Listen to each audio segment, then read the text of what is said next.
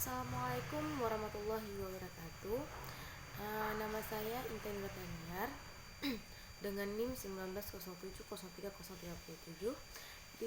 Di sini saya akan memaparkan sedikit hasil ringkasan saya yang mengenai plankton pada MK Biolaut dengan Bapak Ilham Zulfahmi MSI, yaitu plankton pada jurnal keanekaragaman dan dominasi plankton di estuari Kuala Rigas, Kecamatan Setiabakti, Kabupaten Aceh Jaya.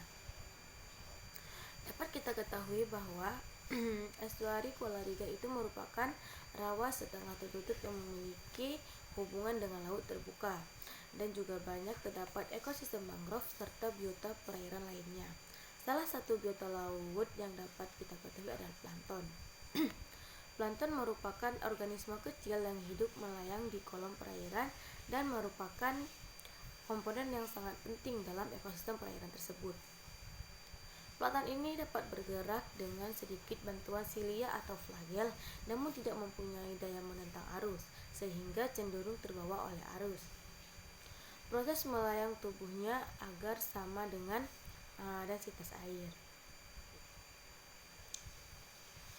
Dapat kita ketahui bahwa plankton secara umum itu plankton dibedakan menjadi fitoplankton dan zooplankton.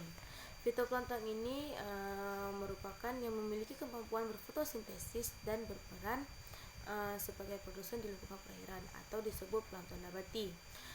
Sedangkan zooplankton yaitu plankton hewani yang berperan sebagai mata rantai antara fitoplankton sebagai produsen primer dengan karnivora pada rantai makanan di atasnya. Nah, jadi pada perairan di estuari Kuala Rigas ini, pada setiap perairan ekosistem zooplankton memiliki peran penting dalam siklus rantai makanan, karena zooplankton merupakan konsumen pertama yang memanfaatkan produsen primer yaitu fitoplankton. Keberadaan plankton pada suatu perairan itu dapat digunakan untuk mengetahui tingkat produktivitas di suatu perairan tersebut. Jadi dengan adanya si plankton ini, jadi kita bisa tahu bahwa tingkat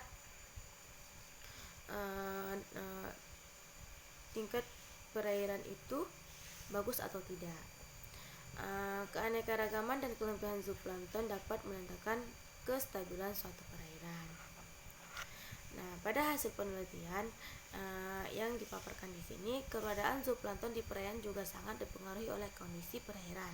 Hanya zooplankton tertentu yang bisa hidup di ekosistem estuari ini. Di sini dipenandakan bahwa di ekosistem estuari ini hanya ada beberapa plankton yang memang dapat hidup di ekosistem tersebut.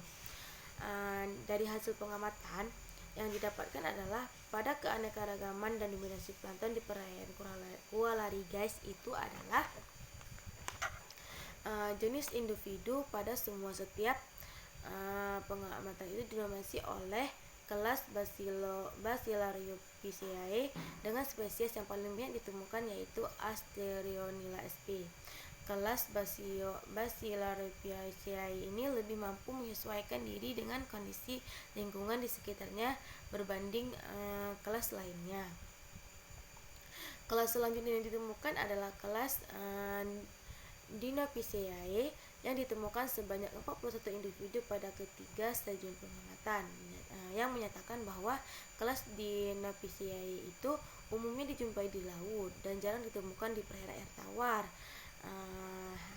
Cuman ditemukan di sini karena pada saat pasang arus itu, jadi si plankton ini terbawa oleh arus, makanya banyak ditemukan. Karena pada saat mereka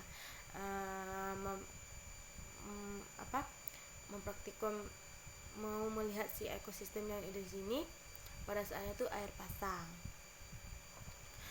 Dan pada kelas Zycnomepeceae dan Cyanopeceae itu jarang dijumpai karena pada saat pasang estuari ini mendapat pasokan air laut. Jadi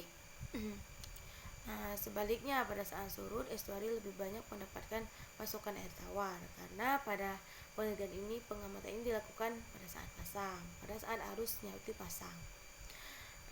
Dan kemudian dari penelitian ini dapat disimpulkan bahwa komposisi jenis fitoplankton di wilayah estuari Kuala Rengas terdiri atas 5 kelas, yaitu Basialospiciae, Zygnemopecae, Dinopecae, Cyanopeciae, dan Cepopeda.